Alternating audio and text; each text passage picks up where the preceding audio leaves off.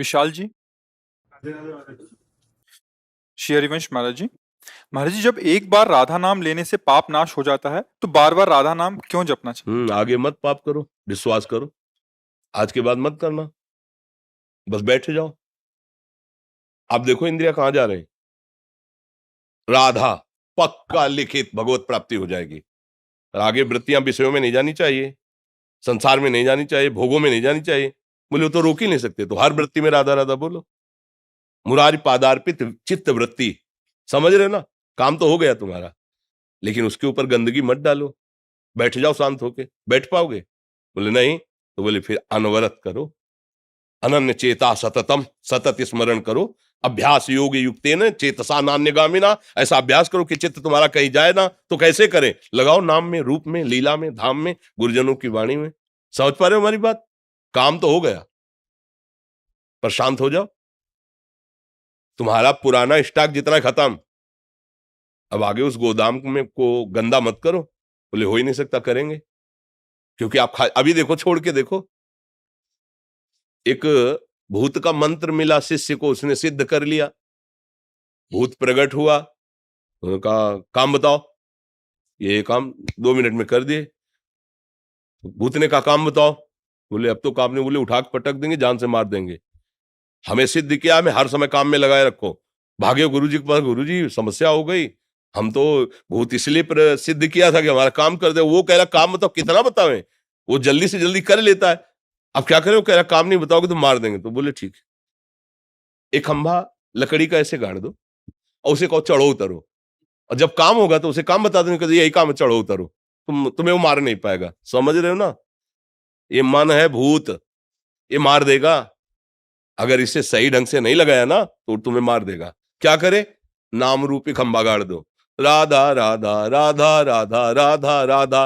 अब और काम है तो लग गए माता पिता की सेवा में, गुरु की सेवा में, समाज की सेवा में, वो लगा रहेगा, मार नहीं पाएगा। और जहां फिर खाली हो, राधा राधा राधा राधा।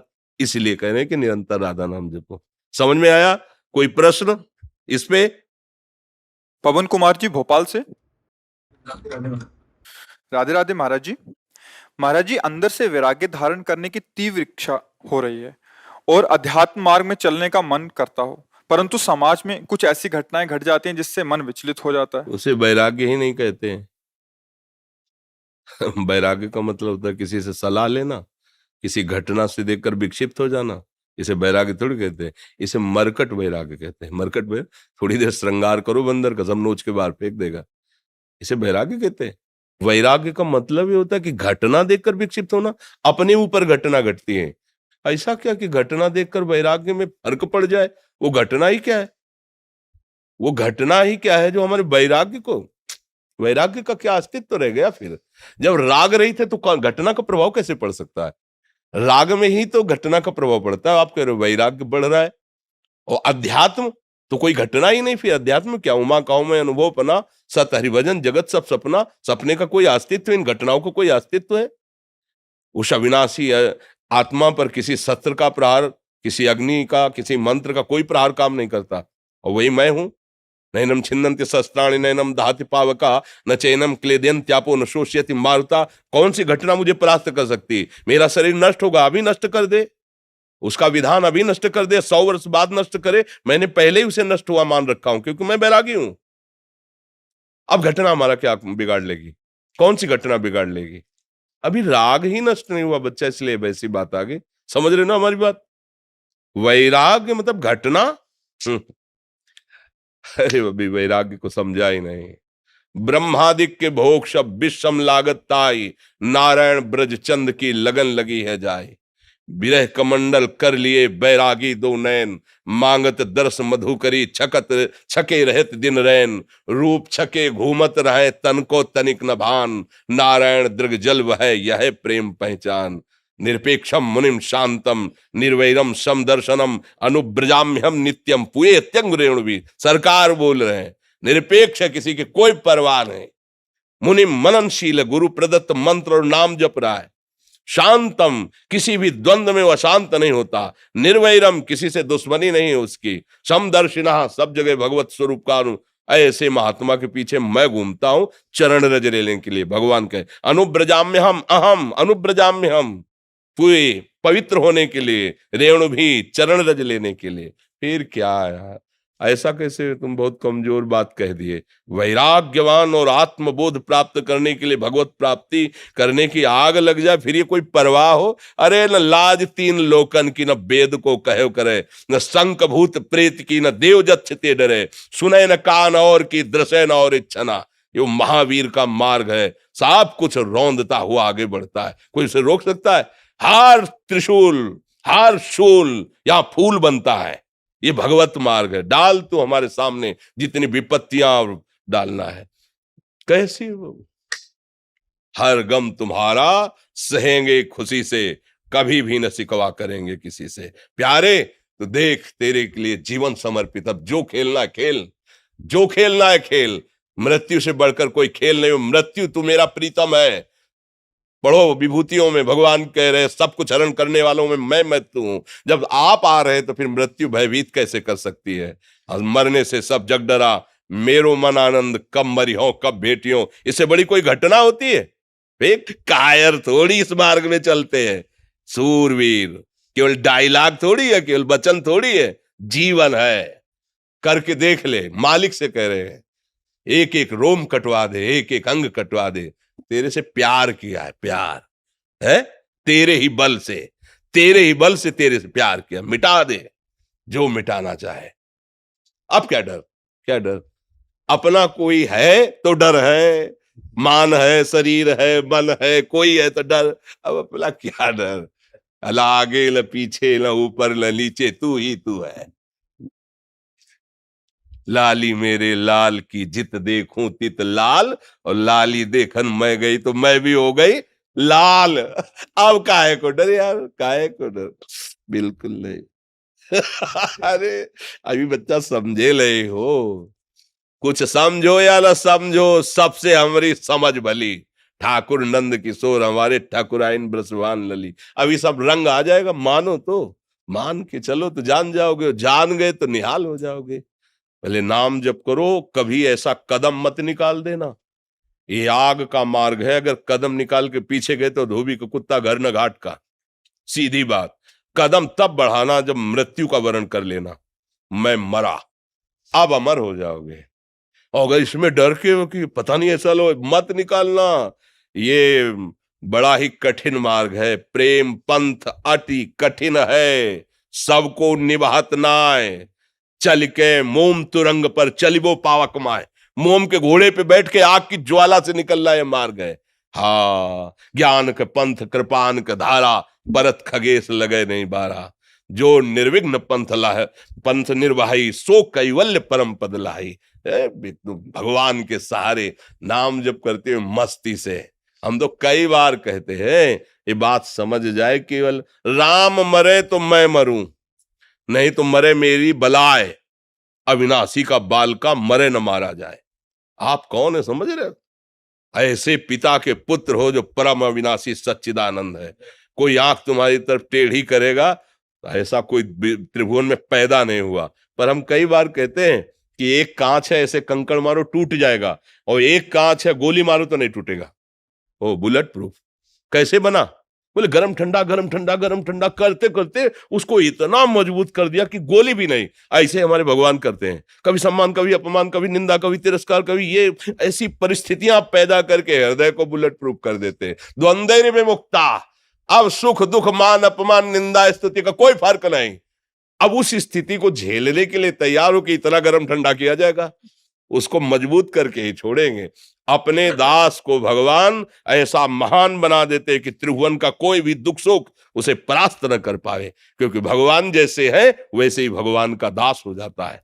तस्मित् तज्जने भेदा अभावात्। भगवान और भगवान के जन्म में भेद का अभाव है, अर्थात ब्रह्मविद ब्रह्मवि भवति। जो ब्रह्म को जान जाता है ब्रह्म स्वरूप हो जाता है। मुकेश कुमार गौतम जी जयपुर से। राधा वल्लभ श्री हरिवंश महाराज जी, आपके चरणों में दंडवत प्रणाम। महाराज जी, हमारी प्रीति भगवान श्री राम के चरणों में है। हम निरंतर राम नाम का जप भी करने का प्रयास करते हैं। महाराज जी, हमें आपके प्रवचनों से ही नाम जप का आदेश मिला है। महाराज जी, क्या हमें किसी राम भक्त को ही गुरु रूप से वर्ण करना चाहिए? कृपया मार्गदर्शन करें। देखो, गुरु हमारे हृदय का विषय होता है। अगर हम कंठी और तिलक बंधवाना मात्र गुरु समझे तो मुझे लगता है कि मुझे भूल होगी। और हमने ऐसे हजारों लोग देखे जो कंठी और तिलक हमसे नहीं बंधवाए, लेकिन नाम में प्रीति, गंदे आचरणों का त्याग और अच्छी भावनाएं प्रकट हो रही, तो क्या वो हमारे नहीं है क्या? क्या कंठी तिलक बंधाने से केवल हमारा होता है क्या? आप हमारी बात समझ गए? अब कौन सी ऐसी बात है जो तुम्हें सत्संग में ना मिलती हो? कोई ऐसी बात है जो सत्संग में ना मिलती हो? मिल रही ना? बस आप चाहे यहीं से बोला जाता है, राम जपो, कृष्ण जपो, हरि जपो, शिव जपो। अभी तो कई महीनों से चल रहा है, रघुनाथ जी का ही चरित्र चल रहा है सुबह प्रातः सत्संग में। हमको भगवान नाम जप करना है, संत मुख से सुन लिया, कई बार कहा राम कृष्ण हरि, सुन लिया, अब जप कर। अब ये आगे का भगवान का काम है। किसको मिलाते हैं, किस रूप में गुरु रूप से आते हैं, हमें नहीं पता। आप जानो, हमारे तो आप ही गुरु, आप हमारे इष्ट हो, वही मिला देंगे। वो जहां मिलाना तो तुम्हारे हृदय में एकदम आनंद आ जाएगा, शीतलता आ जाएगी और लगेगा यही मेरे जीवन धन है, यही मेरे गुरुदेव है, बात बन जाएगी। हम अपनी तरफ से ये दौड़ भाग करेंगे तो ऐसा ना हो जाए कि हम ना समझ पाए और फिर बाद में हमारी अश्रद्धा हो जाए तो हमारा जीवन रुक जाएगा, परमार्थ रुक जाएगा। तो हम ये बात भगवान के ऊपर छोड़ देते हैं, क्योंकि वो हमको भी जानते हैं और गुरु को भी जानते हैं। सब गुरुओं के गुरु हैं। आपको जिस गुरु से या जिस रूप में मिलना हो, आप हमारे पास, हम आपका इंतजार करेंगे। और जपो राम राम राम राम राम राम। आदि राम नाम जप करते हैं और हमारी जो है श्रद्धा आपके प्रवचनों से ही ज्यादा बढ़ी है जी। तो भाव बच्चा मानने का भाव है, मानने का है। क्या गुरु गुरु क्या एक तत्व है या 100-200 तत्व है? इस पर तुम्हारा कुछ चिंतन कभी गया है? गुरु एक तत्व है ना? हम मान लेते हैं। हम अपने गुरुदेव का वर्ण कर लिया, उनके वचन मान लिए, चल दिए, भगवान की प्राप्ति हो जाएगी। अगर वचन नहीं माने तो बाहरी सब करने से अगर भगवान की प्राप्ति होती तो बहुत जल्दी सबको हो जाती। फिर क्या जाता है? ऐसा कहीं भी हमने नहीं देखा है, ना पढ़ा है और ना अनुभव में आया है। उनके वचन मानने से आया है। गुरु का क्या है? मोक्ष मूलम गुरु कृपा, कब? जब मंत्र मूलम गुरु वाक्यम। तो गुरु तो भगवान, ये कभी इंसान गुरु हो ही नहीं सकता। इंसान गुरु नहीं हो सकता, भगवान ही गुरु है।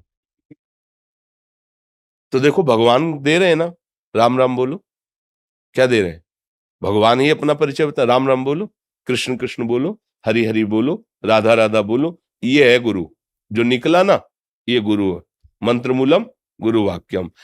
प्रकट में तो हमें अखंड मंडलाकारम व्याप्तमेन चराचरम, चराचर में सब में गुरु तत्व विराजमान। प्रगट में तो हमें ऐसी भावना करनी कि सर्वत्र मुझे अपनी गुरु भावना कर लेनी। पर चलो वो स्थिति नहीं, तो एक जगह जहां हमारा हृदय मान गया कि इनकी बातों से हमारा संशय नष्ट हो रहा है, इस जगह से हमारी प्रीता बढ़ रही, हम वही भाव मान लेते हैं। मानने का सारा खेल है। और जब आगे की बात आएगी वो आ जाएंगे, वो उसी रूप में आ जाएंगे जिस रूप में हाथ पकड़ना है। आप अंदर से भावना बनाते चलिए और ये कार्य भगवान के ऊपर छोड़िए, वो मिला देंगे। वो कर, आप कहाँ खोज पाओगे? विद्यार्थी टीचर की योग्यता नहीं जान सकता, टीचर विद्यार्थी की योग्यता जानता है। ऐसे हम गुरु कौन बनाने योग्य है, हमारे पास क्षमता नहीं कि जान जाए। वो हमें जान सकता है लेकिन हम उन्हें नहीं जान सकते। तो आप जनाना कि आप हमारे गुरुदेव हो और हाथ पकड़ लेना। अब हमने शुरू कर दिया है मान के, तो मानी संख्या से सवाल हल हो जाएगा। मान लिया कि इस जगह हमारे गुरुदेव व्याप्त हैं और इनके श्रीमुख से हम राम राम सुन के जपना शुरू कर दिया।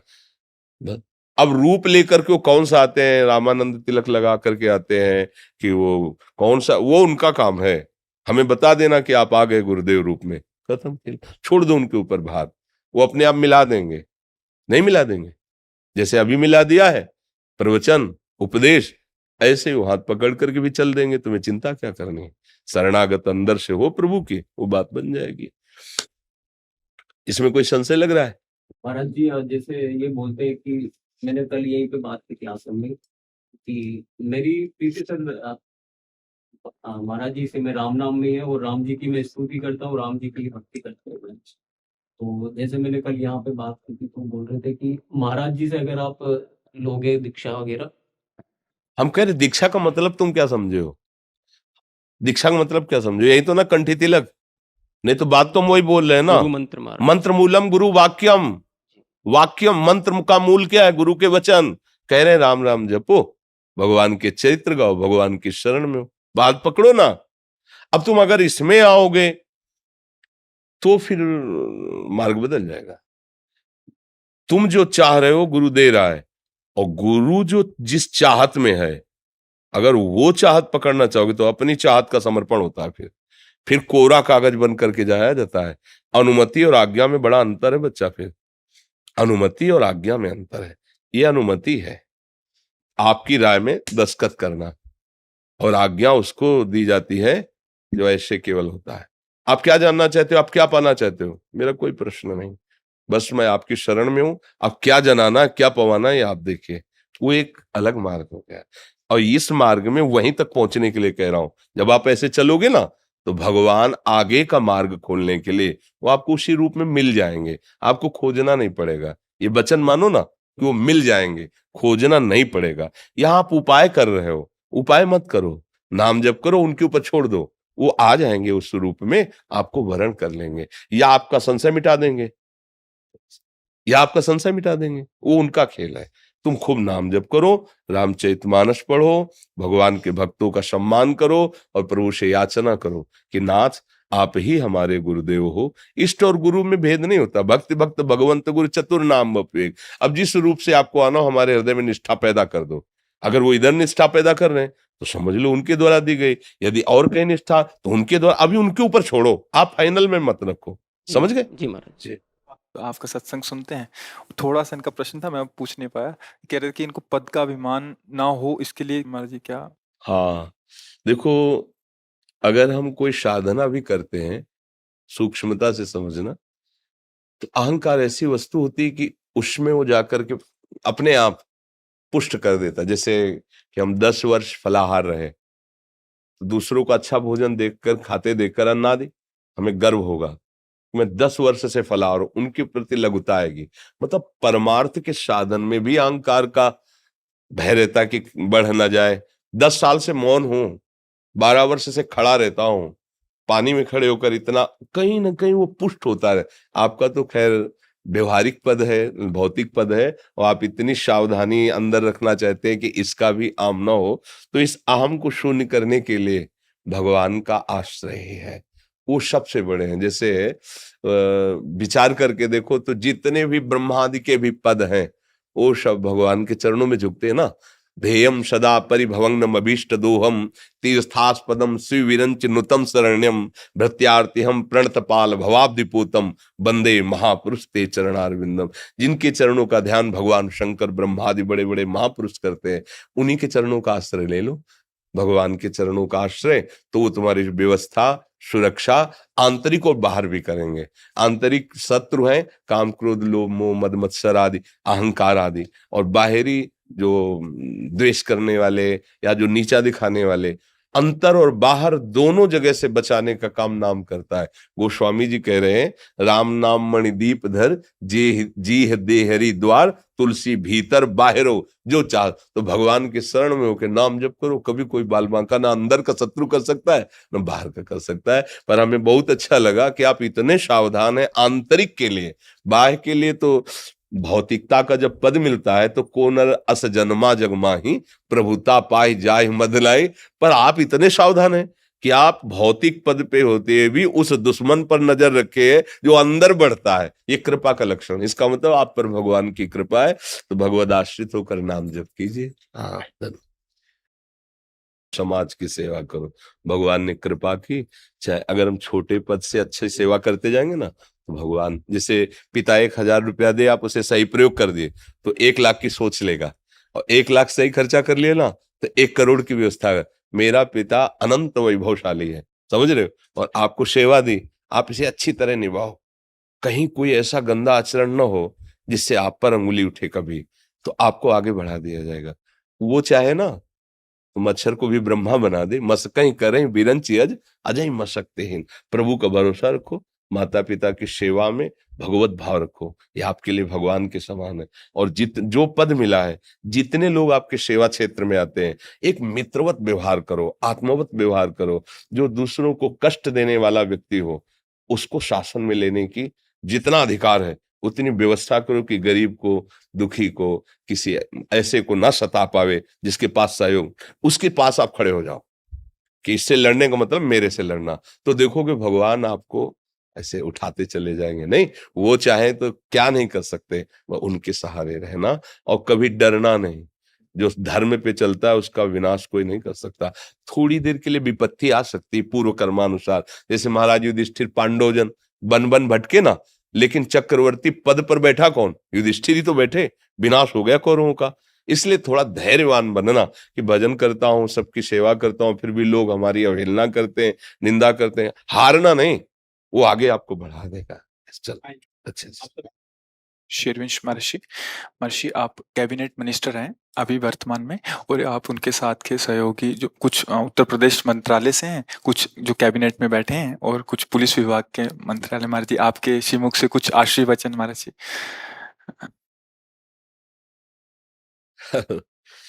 देखो, भारत सदैव भागवत धर्म से युक्त देश रहा है। अब धीरे धीरे आधुनिकता ऐसी बढ़ती जा रही जिससे हमारे आचरण हमारे धर्म के प्रतिकूल होते जा रहे हैं।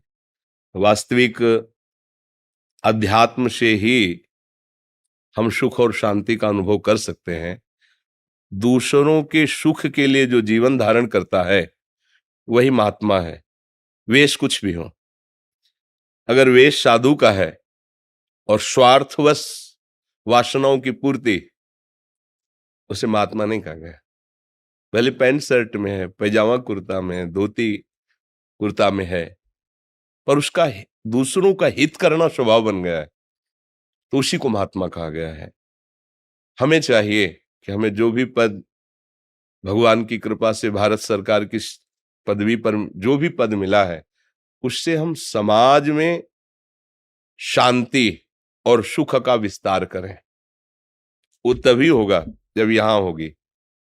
खास बात है, अगर हमारा हृदय शांत है, कैसे होगा शांत हृदय?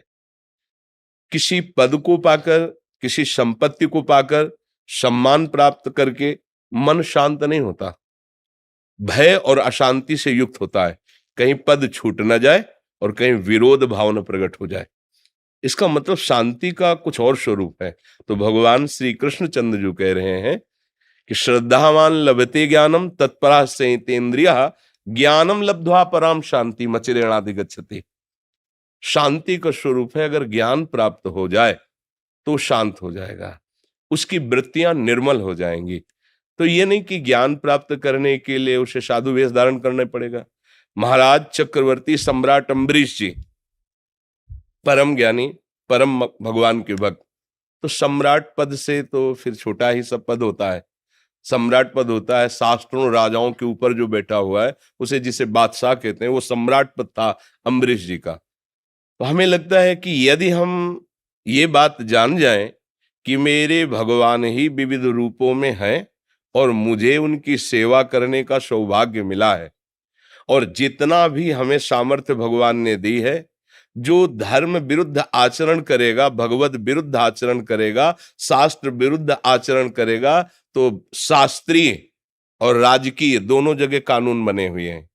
राजकीय विधान में भी कानून है और हमारे शास्त्रीय विधान में भी नरक आदि का प्राविधान है। तो इसलिए हमारी सामर्थ्य के अनुसार अधर्माचरण करने वाले, शास्त्र विरुद्ध आचरण करने वाले, भगवत विरुद्ध, धर्म विरुद्ध आचरण करने वाले को दंड मिलना, और शास्त्र और धर्म के अनुकूल चलने वाले को सहयोग मिलना, निर्बलों की सहायता करना, किसी भी प्रलोभन में आकर अपने धर्म का त्याग न करना। चाहे कोई कितना भी बड़ा पद या धन मिलने का प्रलोभन हो, हम अपने धर्म का त्याग न करें। तो इससे हमारे हृदय में जो सुख आएगा वो समाज में विस्तरित होगा, जो शांति आएगी वो हमारे समाज में बढ़ेगी।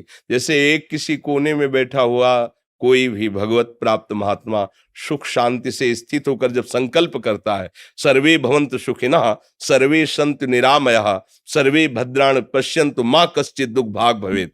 तो जैसे दीपक है, उसका जितना प्रकाश है उतना अंधकार नष्ट होगा, ऐसे उस महात्मा का जितना प्रकाश है उतने जीवों का अंधकार नष्ट होगा। तो आपको भी जो पद मिला है, बहुत से नगर गांव लाखों लोग आपके अधीन हो सकते हैं, प्रेम सुख और शांति।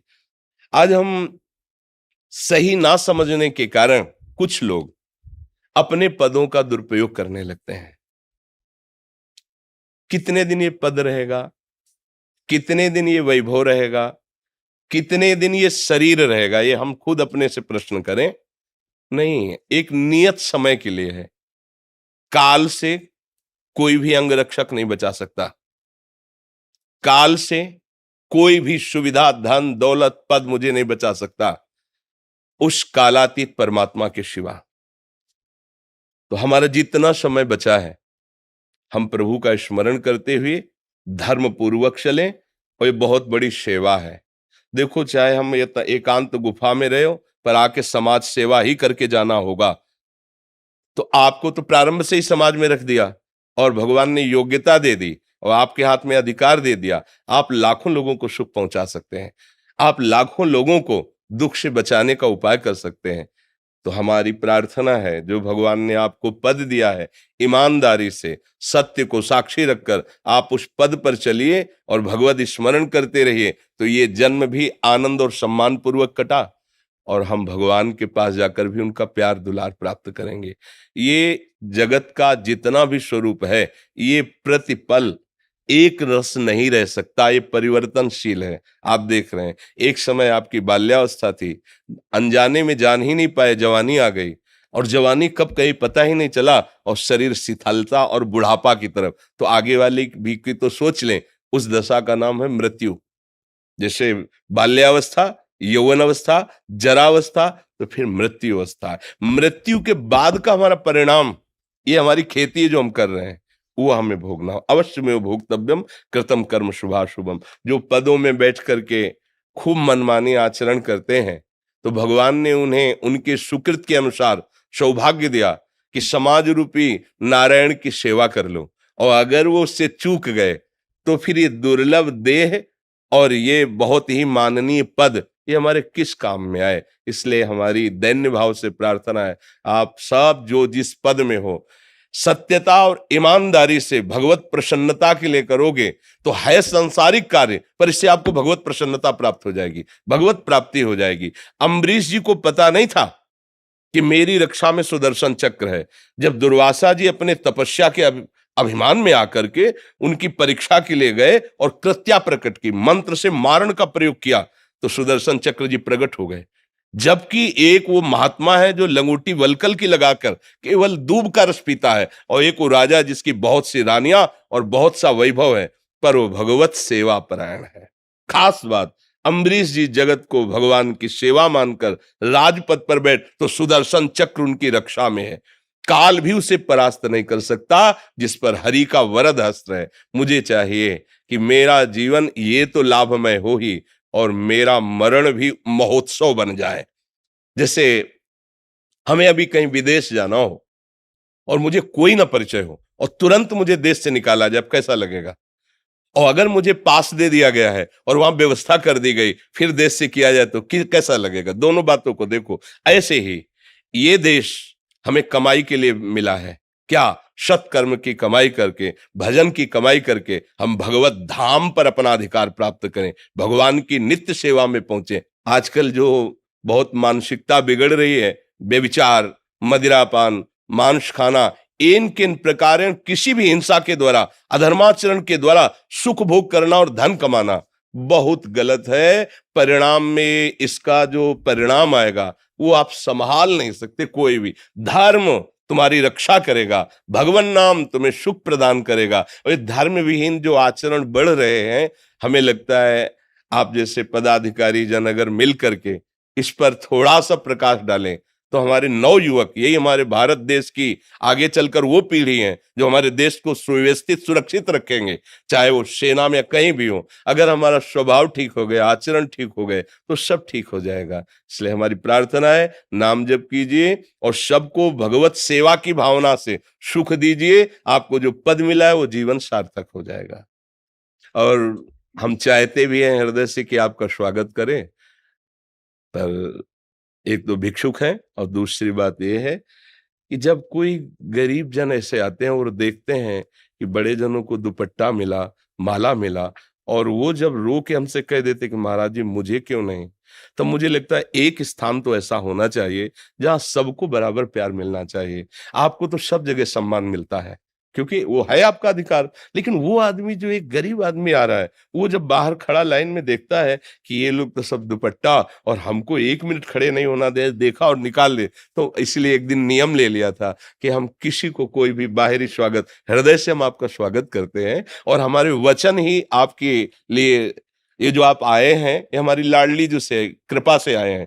श्री राधिका कृपा बिन सबके मनन अगम्य। जब हनुमान जी का दर्शन विभीषण जी कर रहे हैं, तब उन्होंने कहा प्रभु मैं समझ गया कि आज मेरे श्री राम की मेरे ऊपर कृपा है। जो प्रभु मोहि अनुग्रह कीन्हा तो तुम आई दरस हठ देना, अब मोहि भाव भरोस हनुमंता बिनु हरि कृपा मिले। तो हृदय का प्यार हम आपको समर्पित करते हैं। आप स्वस्थ रहकर और परम पवित्र बुद्धि के द्वारा हमारे देश की सेवा करें। बाहरी स्वागत हम तो भिक्षुक हैं कि आपको माला पहनाए या चुनरी डालें, ऐसा पहले सोचा था, हमारे मन में था कि अगर हमारे देश के पदाधिकारी जन धर्म का रहस्य समझेंगे तो लाखों को वो सुव्यवस्थित रखेंगे। पर जब उनकी बातें सुनी तो मुझे भी लगा कि इनका तो सब जगह सम्मान होगा, लेकिन उसका तो उसके लिए हमको इस स्थल पे एक श्रेणी रखनी पड़े। एक श्रेणी में जैसे हम आपसे हाथ जोड़कर बात करते हैं, ऐसे उनसे भी बात करते हैं। जैसे हम आपको कोई माला चुनरी नहीं, ऐसे उनको भी कोई माला चुनरी नहीं, तो एक समान भाव हो गया। तो संत के दरबार में समान भाव ही, समता ही, यही सबसे बड़ा भगवान का आशीर्वाद होता है, जिससे किसी को दुख नहीं पहुंचेगा। इसलिए हम प्रगट में आपको चुनरी और माला नहीं पहना पा रहे।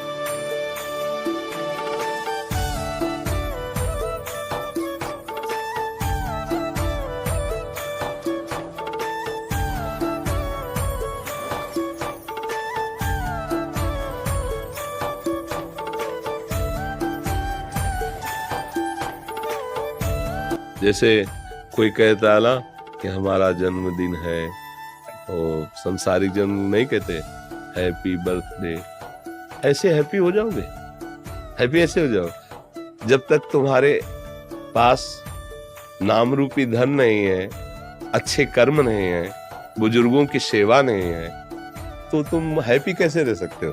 कहने से हो जाएगा? बोले हैप्पी बर्थडे तो ऐसे हो जाएगा हैप्पी? ऐसे कहने से हो तो हम सब मिलकर बोले भारत पूरा हैप्पी हो जाए, विश्व ब्रह्मांड हैप्पी, ऐसे प्रसन्न, हैप्पी माने प्रसन्न होता है, क्यों होता है? तो प्रसन्न कब हो गए? प्रसादे सर्व दुखानाम हानिरस्योपजायते, जब भगवान की कृपा का अनुभव करोगे, दूसरों की सेवा करोगे, तब आप नाम जप करो सब, तभी जीवन सार्थक है। हमारी प्रार्थना है, भूल गए हो अपने प्रीतम को, वास्तविक प्यारे को भूल गए हो, इसीलिए सब परेशान हो। भूल मिटाना है, ऐसा कोई ना समझे कि हम धन के बल से, पद के बल से जो चाहे वो करें और हम सुखी हो जाएं, ऐसी भूल नहीं। यही भूल मिटानी है, और वो भूल मिटती भगवान की शरण में। भगवान की शरण का भाव आता है संतों के पास जाने में। तो भगवान की कृपा से जैसे आप लोग आए हो, तो नाम जप करो। जितना आप नाम जप करोगे तो उतने आप आनंदित रहोगे। और अपने बुजुर्गों की सेवा करें, जो अपने माता पिता बुजुर्ग हैं। कोई पास पड़ोस में ऐसा हो जिसकी सेवा करने वाला ना हो, तो अपने को तन मन धन से सेवा कर, तो भगवान उससे प्रसन्न हो। और जब भगवान प्रसन्न हो गए तो आप प्रसन्न ही रहोगे, है नहीं? हमसे गलत आचरण हो जाए और भगवान अप्रसन्न हो जाए तो रुपया हमें प्रसन्न कर पाएगा? तो हमारा जो हैप्पी बर्थडे है, जन्मदिन है, वो तभी है जब हम पे भगवान प्रसन्न हो जाए, नाम जप करे तो। राधा राधा राधा।